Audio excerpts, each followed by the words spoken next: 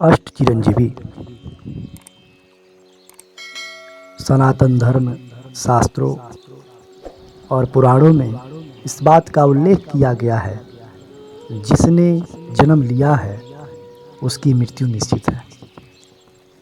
परंतु पौराणिक गाथाओं में से ऐसे 8 अमर पात्र हैं जिन्हें मृत्यु नहीं आई और इन्हें अष्ट चिरंजीवी कहा जाता है। नमस्कार दोस्तों, आप सभी का हमारे YouTube चैनल भक्ति कर्म से में हार्दिक स्वागत, अभिनंदन है। आप सभी YouTube दर्शकों, व्यूअर्स को हाथ जोड़कर नमस्कार, प्रणाम, हृदय से आभार, क्योंकि आज जो कुछ भी हो रहा है ये सब आप सबके आशीर्वाद, स्नेह, प्रेम के कारण ही संभव हो पा रहा है। आप सबका सहयोग ही है जो समय दर समय में इस प्रकार का वीडियो बना करके आप सबके बीच में कुछ तथ्य और भगवान के चर्चाओं को लेकर के वीडियो के माध्यम से उपस्थित होते रहता हूं। आज इस वीडियो में हम अष्ट चिरंजीवी के बारे में जानेंगे कि ये अष्ट चिरंजीवी कौन हैं, किस लिए इन्हें अष्ट चिरंजीवी कहा जाता है। परमपिता परमेश्वर के आशीर्वाद से और अपने कर्मों के आधार पर इस जगत में ये 8 अमर पात्र अष्ट चिरंजीवी कहलाए। इन्हीं 8 अमर पात्रों के बारे में आज हम जानेंगे। आप सभी से निवेदन और आग्रह है कि वीडियो को अंत तक देखें, और साथ में ही एक निवेदन यह भी है कि अगर यह वीडियो आप सबको पसंद आता है तो हमारे चैनल भक्ति कर्म से को सब्सक्राइब कीजिए, वीडियो को लाइक कीजिए और वीडियो को अपने दोस्त, मित्र, बंधुओं के बीच में शेयर कीजिए, ताकि उन्हें भी हमारे चैनल भक्ति कर्म से के बारे में पता चले और वो भी हमारे चैनल पर आ करके अन्य वीडियो को भी देखें और लाभान्वित हों। मित्रों, मित्र बंधुओं, अष्ट चिरंजीवी सनातन धर्म और शास्त्रों में वर्णित है। एक श्लोक के माध्यम से हम इन 8 चिरंजीवियों को स्मरण कर सकते हैं। इनके स्मरण करने से हमें यह लाभ होता है कि हम दीर्घायु होते हैं और निरोगी रहते हैं, हमारा स्वास्थ्य और हम स्वस्थ रहते हैं। यह श्लोक है, अश्वत्थामा बलिर्व्यासो हनुमानश्च विभीषणः कृपः परशुरामस्य सप्तैते चिरजीविनः सप्तैतान् संस्मरे नित्यं मार्कण्डय मताष्टमम् जीवेद्वर्ष सततं सोऽपि सर्वव्याधि विवर्जितः। अश्वत्थामा, बलि, व्यास, हनुमान, विभीषण, कृपाचार्य और परशुराम, ये 7 चिरंजीवी हैं। एवं इन 7 के साथ ही मार्कंडेय ऋषि के नाम जप करने से व्यक्ति निरोगी रहता है और लंबी आयु प्राप्त करता है, दीर्घायु हो जाता है। केवल सुबह उठ करके अगर आप यह श्लोक नित्य प्रतिदिन पढ़ते हैं, आप अपने जीवन में इसका प्रभाव अवश्य देखेंगे, क्योंकि अगर ये हमारे धर्मशास्त्र, हमारे पुराणों में वर्णित है तो यह कहीं ना कहीं परमात्मा का आशीर्वाद है। क्योंकि इस दुनिया में जो भी कुछ घटित हुआ है, यहाँ हो रहा है, वह हमारे धर्मशास्त्र में पहले से ही अंकित है। इसलिए आप सबसे निवेदन है कि इस श्लोक को नित्य प्रतिदिन सुबह उठने के साथ ही इसका स्मरण करें, उसका उच्चारण करें और ये अष्ट चिरंजीवों का आशीर्वाद प्राप्त कर अपने को निरोगी और दीर्घायु बनाएं। अश्वत्थामा बलिर्व्यासो हनुमानस्य विभीषणः कृपः परशुरामश्च सप्तैते चिरजीविनः सप्तैतान् संस्मरे नित्यं मार्कण्डेय मथा अष्टमं जीवे द्वर्ष शतम सोपी सर्वव्याधि विवर्जित। अश्वत्थामा ग्रंथों के अनुसार कुछ पौराणिक पात्र ऐसे हैं जो चिरंजीवी है। इनका स्मरण मनुष्य की आयु बढ़ाता है। इन्हीं की भांति पुरुषार्थ और भक्ति की शक्ति प्रदान करता है। मैंने आपको पहले ही बताया है कि ये अगर अमर पात्र हैं, चिरंजीवी हैं, तो इसके पीछे इनकी भक्ति, इनका कर्म ही इसका आधार है। और इसी कर्म और आधार के कारण ही ये लोग अष्ट चिरंजीवी हैं। तो आप सभी से निवेदन है कि इनके बारे में जानें, और जब भी समय मिलता है, अगर सुबह में आप इन सब का स्मरण करते हैं तो अत्यंत लाभकारी होता है। अश्वत्थामा के बारे में जानते हैं। महाभारत के अनुसार गुरु द्रोणाचार्य के पुत्र का नाम अश्वत्थामा था। सभी चिरंजीवों में केवल अश्वत्थामा ही ऐसे पात्र हैं जिन्हें अमरता आशीर्वाद से नहीं अपितु श्राप से मिली थी। पांडु पुत्रों के वध के कारण कृष्ण ने अश्वत्थामा को श्रापित किया था। कृष्ण ने इन्हें चिरकाल तक पृथ्वी पर भटकते रहने का श्राप दिया था। अश्वत्थामा बहुत बड़े शिव भक्त हैं और आज तक इस श्राप से मुक्ति के लिए शिव आराधना करते हैं।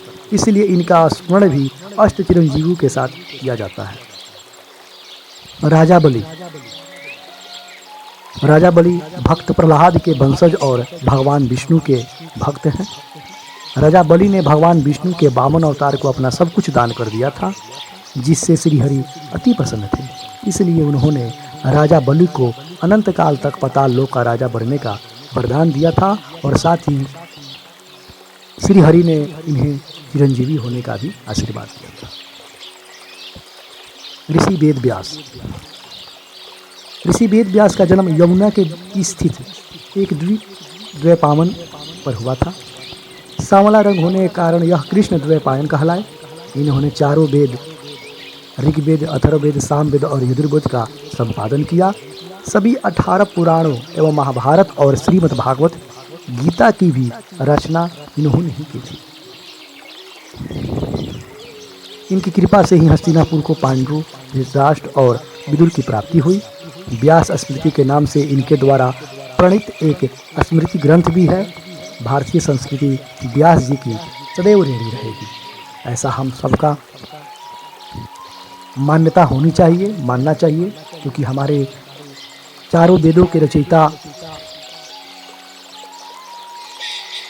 चारों वेदों को लिख करके हमें ज्ञान की ओर लेके चले हैं।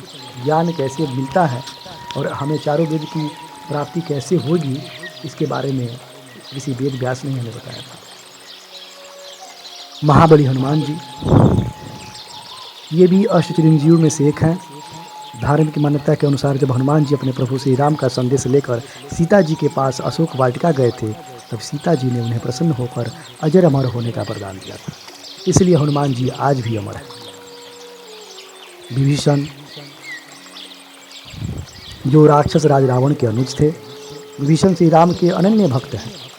इन्होंने धर्म अधर्म के युद्ध में रावण के अधर्म को मिटाने के लिए धर्म का साथ दिया, जिससे प्रसन्न होकर प्रभु श्री राम ने उन्हें अजर अमर लंकापति बना दिया। मुनि कृपाचार्य। कृपाचार्य अश्वत्थामा के मामा और कौरवों एवं पांडवों के कुलगुरु थे। वे परम तपस्वी ऋषि थे। कृपाचार्य महाभारत युद्ध के अंत में कौरवों की ओर से बचे तीन लोगों में से एक थे।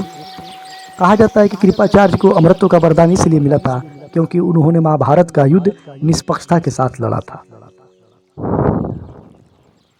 परशुराम जी, भगवान विष्णु के 10 अवतारों में से 6ठा अवतार भगवान परशुराम जी का जन्म अक्षय तृतीया के दिन सतयुग और त्रेता युग के संधि काल में हुआ था। इन्होंने शिव जी का कड़ा तप करके उनका वरदान प्राप्त किया और शिव जी से ही इन्हें एक परशु प्राप्त हुआ था, जिसकी वजह से इनका नाम परशुराम पड़ गया। कलयुग के अंत में भगवान विष्णु के अंतिम अवतार के रूप में कल्कि के गुरु बनकर परशुराम जी वापस चले जाएंगे।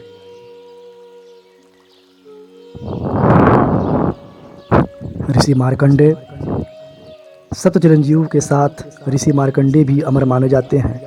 वे अल्पायु थे। इन्होंने कठोर तप करके शिव जी को प्रसन्न किया था एवं महामृत्युंजय मंत्र की रचना भी इनके द्वारा ही की गई है। शिव जी के वर से यह चिरंजीवी हो गए हैं। मान्यताओं के अनुसार एक पौराणिक कथा जो मार्कंडे के लंबे जीवन से संबंधित है, यह बताती है कि कैसे उन्होंने पिछली दुनिया की मृत्यु के बाद जीवन व्यतीत किया और श्री हरि से ज्ञान प्राप्त करके इसे समाप्त होते देखा।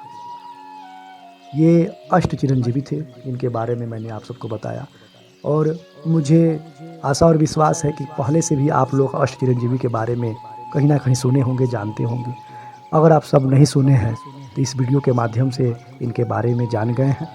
आप सबसे अनुरोध और विनती है कि जब भी आप नित्य कर्म से निर्मित होकर के या बिछावन पर से उठते ही आप इस श्लोक का उच्चारण कर सकते हैं तो कर लीजिए, अन्यथा केवल आप अष्ट चिरंजीवियों का नाम अश्वत्थामा, राजा बलि, ऋषि वेद व्यास, महाबली हनुमान जी, विभीषण, मुनि कृपाचार्य, परशुराम जी, ऋषि मार्कंडेय ऐसे कह करके भी आप इनको प्रणाम करके इनसे अपना आशीर्वाद और इनसे प्रार्थना कर सकते हैं।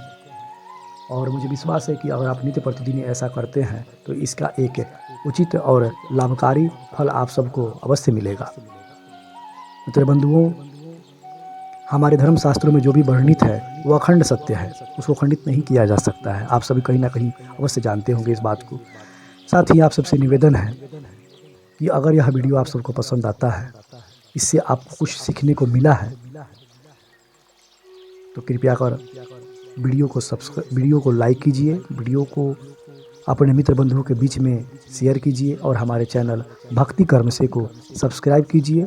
अपने मित्र बंधुओं को हमारे चैनल भक्ति कर्म से के बारे में बताइए। आप सबका दिन शुभ हो। इसी प्रकार आप अपना आशीर्वाद, स्नेह, प्रेम मुझ पर और मेरे चैनल पर सदैव बनाए रखें। अगर कोई त्रुटि आप सबको दिखाई देता है तो वीडियो के कमेंट बॉक्स में अपना आशीर्वाद रूपी सहयोग, परामर्श अवश्य दें। आप सबका दिन शुभ हो। परमपिता परमेश्वर का आशीर्वाद से आप सब हमेशा खुश रहें, प्रसन्न रहें, भक्ति कर्म करते रहें। आज के लिए इतना ही। जय श्री राम।